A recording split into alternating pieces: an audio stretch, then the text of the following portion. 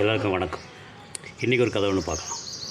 முன்னொரு காலத்தில் குருகுலம்னா இப்போ நம்மளாம் வந்து ஸ்கூலில் ரெசிடென்ஷியல் ஸ்கூல் சொல்கிறோம் பார்த்திங்களா, அதுதான் இப்போ குருகுலம். பசங்க எல்லாம் வாத்தியார் வீட்டிலே தங்கியிருந்து அவருக்கு தேவையான வேலைகள்லாம் செஞ்சு கொடுத்துட்டு லைஃப் ஸ்கில்ஸோடு சேர்த்து எஜுகேஷனும் கற்றுப்பாங்க. அதுதான் குருகுலம். அந்த குருகுலத்தில் இன்றைக்கி வாத்தியார் வந்து பாடம் எடுத்துகிட்டு இருந்தார். என்னென்னா, நம்மளாம் வந்து மனுஷங்க, நமக்கு வந்து ஆண்டவன் 6 அறிவு கொடுத்துருக்குறோம். எது கொடுத்துருக்குறோன்னா, நம்மளை சுற்றி எல்லாமே இருக்கும், நல்லது கெட்டது எல்லாமே இருக்கும். அதில் எது நல்லதோ அதை மட்டும் தான் நம்ம எடுத்து பண்ணணும் நம்ம அப்படின்னு சொல்லிட்டு இருந்தார்.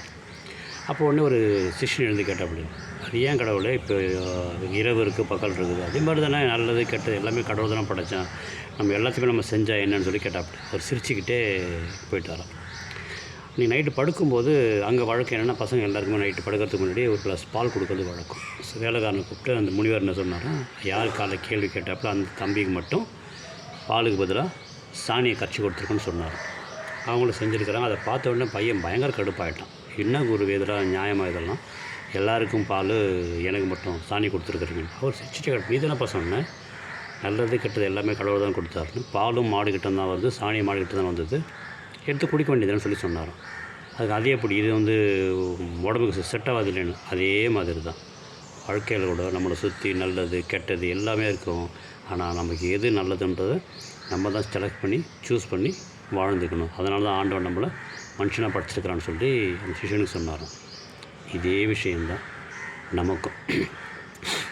ஒரு விஷயத்தை எடுத்துக்கிட்டாலும் சரி, ஒரு வார்த்தைகள் எடுத்துக்கிட்டாலும் சரி, ஈவன் நம்ம சாப்பிட்ற சாப்பாடு எடுத்துக்கிட்டாலும் சரி, எல்லாத்துலேயுமே நல்லதும் இருக்குது கெட்டதும் இருக்குது. ஆனால் நீங்கள் பாருங்களேன், 80% நம்ம சாப்பிட்ற சாப்பாடில் ஜங்க் ஃபுட்ஸ் தான், குப்பை. அதுக்கு பேரே குப்பை உணவுகள் தான். ஆனால் எவ்வளவு தைரியமாக பகிரங்கமாக எல்லோரும் விற்கிறாங்க, எல்லோரும் சாப்பிட்றாங்க. ஆனால் இது நாள் வரைக்கும் நான் ஜங்க் ஃபுட்டில் ஒரு விஷயம் கூட, ஈவன் ஒரு பீஸா பர்கர் அந்த சைடில் ஒரு விஷயம் கூட இது நாள் வரைக்கும் நான் சாப்பிட்டது கிடையாது. எங்கள் வீட்டில் நான் அதை அலோவ் பண்ணது கிடையாது.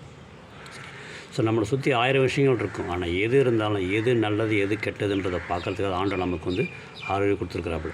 ஸோ பேசுகிற வார்த்தைகளாகட்டும், செய்கிற செயல்களாகட்டும், அது மட்டுமே நம்ம சாப்பிட்ற உணவுகளாகட்டும், எதுவாக இருந்தாலும் இது நமக்கு நல்லதா, எனக்கு நல்லதான்றதை பார்த்து நீங்கள் சாப்பிட ஆரம்பிச்சிக்கணும். உங்களை பார்த்து உங்கள் வீட்டில் வர எல்லாருமே ஃபாலோ பண்ண ஆரம்பிச்சிடுவாங்க. சரியா? ஸோ நம்ம சாப்பிட்றது, பேசுகிறது, செய்கிறது எல்லாமே நல்லதாக இருந்தால் நம்ம வாழ்க்கை ரொம்ப அற்புதமாக இருக்கும், ஆனந்தமாக இருக்கும், கடைசியாக ஆரோக்கியமாக இருக்கும். பாய், டேக் கேர்.